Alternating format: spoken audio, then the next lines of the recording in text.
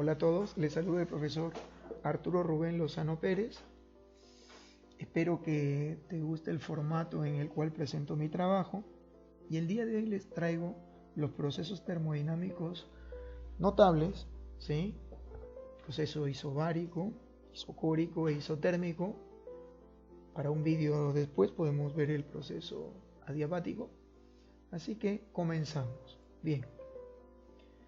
Procesos termodinámicos notables para gases ideales. Proceso isométrico. El proceso isométrico es aquel proceso que experimenta un gas a volumen constante. Veamos cómo se comporta nuestro gas en la gráfica presión-volumen. Supongamos que nuestro gas va a evolucionar de un estado 1 a un estado 2 y el estado 1 lo definimos, ¿sí?, a un volumen V y a una presión P sub 1. Supongamos que en nuestro proceso el gas aumenta la presión, ¿sí?, experimenta un aumento de presión. Entonces, como el volumen es constante, la gráfica será una vertical, como muestra la animación, alcanzando el estado 2, definido a una presión 2 y a una temperatura 2. Por condición, aquí el volumen es constante. Y de la ecuación de los gases ideales podemos colocar que P dividido por T es igual a NR dividido por V. De la ecuación de los gases ideales que puedes recordar fácilmente. Ahora, por condición, el volumen R son constantes. Y asumiendo que no hay fuga de gas, no se pierde, ¿sí?, no se emite ni admite gas, N es constante. Entonces todo esto debe ser una constante. Y vemos que la presión y la temperatura están ligadas de manera proporcional. ¿Cómo así? Si la presión se duplica, pues la temperatura también tendría que duplicarse. Si la temperatura se hiciera la tercera parte, por ejemplo, la presión tendría que variar en la misma proporción. Recuerde esto, es importante. Ahora, aplicando la primera ley de la termodinámica al proceso mostrado, recordemos, la primera ley de la termodinámica, el calor transferido en el proceso es igual al trabajo en dicho proceso más el cambio de energía interna en el mismo. Ahí está, primera ley de la termodinámica. Como podemos ver, el trabajo en el proceso o en la gráfica presión-volumen está determinado por el área bajo la curva, pero como esto es una línea, el área es nula. Y observamos que el calor en este proceso sirve para cambiar únicamente la energía interna del sistema. Y definimos por el proceso a este calor como Q sub V, al cual le llamaremos calor, ¿sí?, transferido en el proceso, ¿no?, o calor transferido a volumen constante. Calor transferido a volumen constante por el proceso. Segundo proceso, proceso isobárico, o también es un proceso a presión constante, ¿sí? Significa que la presión es constante. Entonces, supongamos que nuestro gas va del estado 1 y este está definido a un volumen V sub 1 y a una presión P, ¿sí? Y puse P ya que esta es constante. Supongamos que nuestro gas experimenta una expansión. Entonces, como la presión es constante, pues la gráfica será horizontal. Pues esta llega a un estado 2, al cual alcanza un volumen V sub 2. Ahora, por condición, la presión es constante. Y de la ecuación de los gases ideales podemos tener que V partido por T es igual a NR dividido por P. N, R, al no haber fuga de gas, ¿sí?, N es constante, R y P por condición son constantes, así que esto es constante. Otra vez, estamos en una relación de proporcionalidad. El volumen es proporcional a la temperatura. Si el volumen se duplicara, pues la temperatura también, o la proporción directa. Ahora, aplicando la primera ley de la termodinámica, el calor en el proceso es igual al trabajo más el cambio de energía interna. Bien, el trabajo está dado por el área bajo la curva. Y como vemos aquí, el área es, ¿sí?, el área de un rectángulo, que fácilmente podemos calcularla, ¿sí?, el delta de V, o sea, el cambio de volumen multiplicado por P. Ahí está. Y ahí reemplacemos P multiplicado por delta de V. Bien, ahora, Al calor transferido en este proceso le vamos a poner Q sub P. Q sub P. Y a este le llamaremos de modo análogo, ¿sí?, calor transferido a presión constante. Ahí está.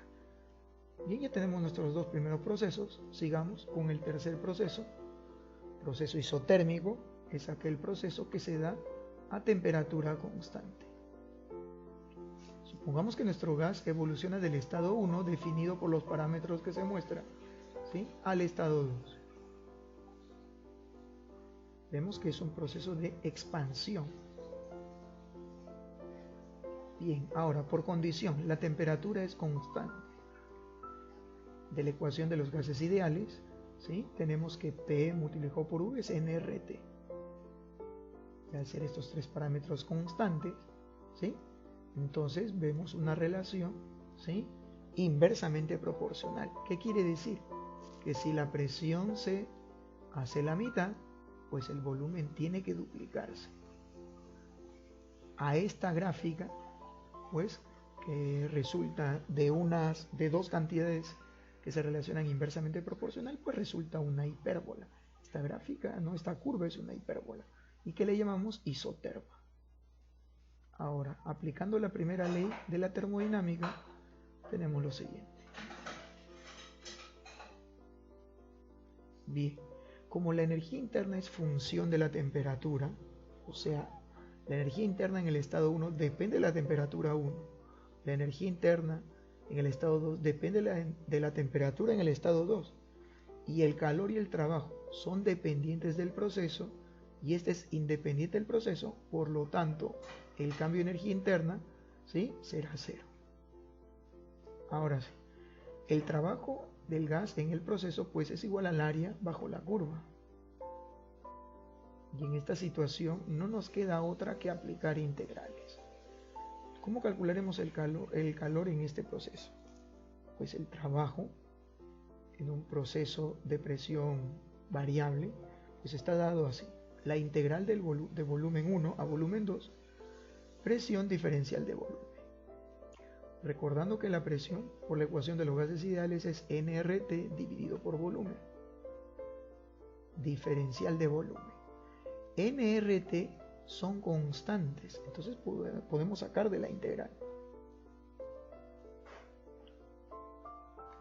Ahora, recordando la integral, por ejemplo, integral de 1 dividido por x diferencial de x es igual al logaritmo natural de valor absoluto de x.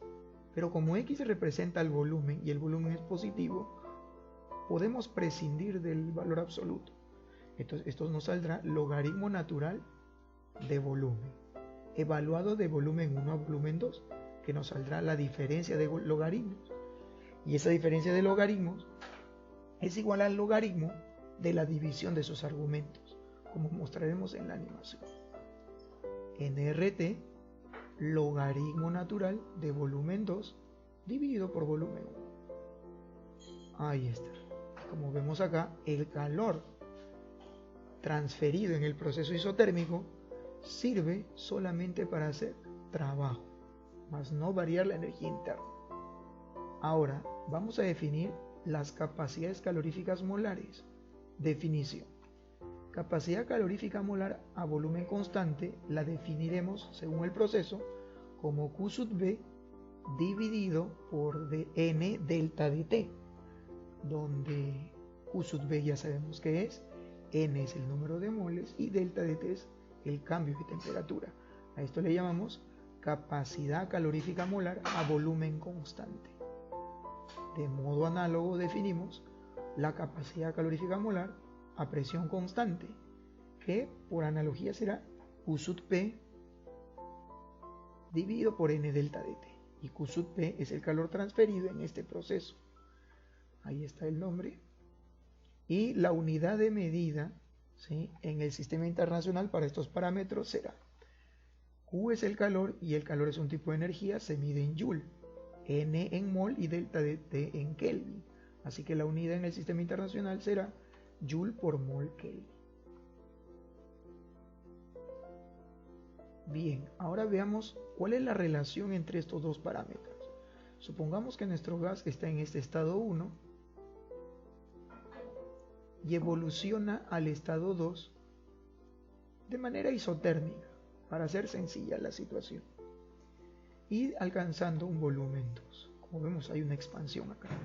Ahora, suponemos, repito e incido, ¿sí?, que esto es un proceso a temperatura constante.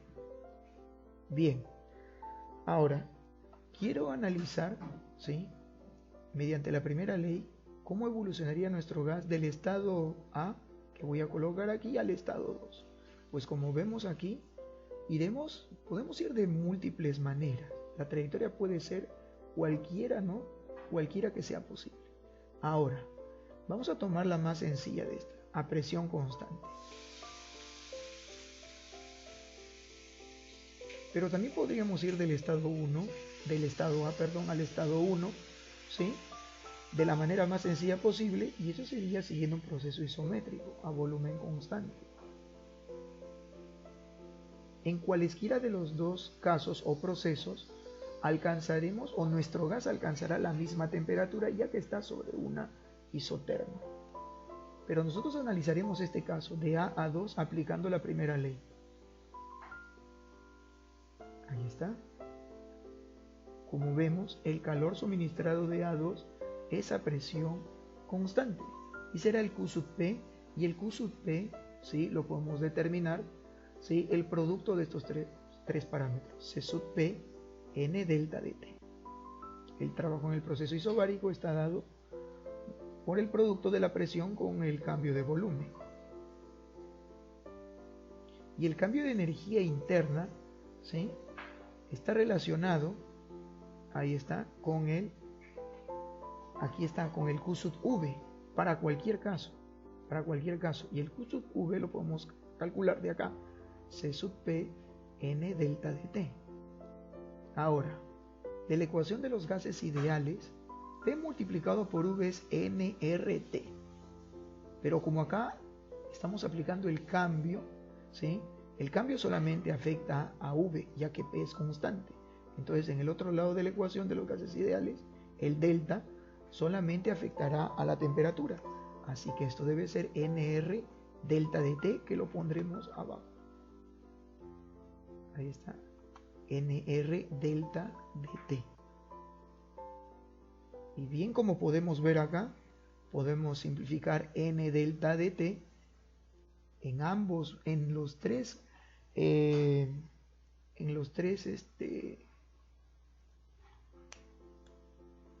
términos. Me quedé un lapsus ahí. En los tres términos, ¿sí?, podemos simplificar N delta dt. Entonces nos va a quedar C sub P es igual a R más C sub V, donde C sub V puede pasar a restar, y tenemos la relación entre las capacidades caloríficas molares a presión y a volumen constante, y esto es general para los gases ideales. Bien, espero que te guste el formato en el cual presento mi trabajo, y publicaré un vídeo de una aplicación de estos, ¿sí?, de estos conceptos mostrados aquí. Sin más que decirte, bendiciones a todos. Hasta la próxima. Bye.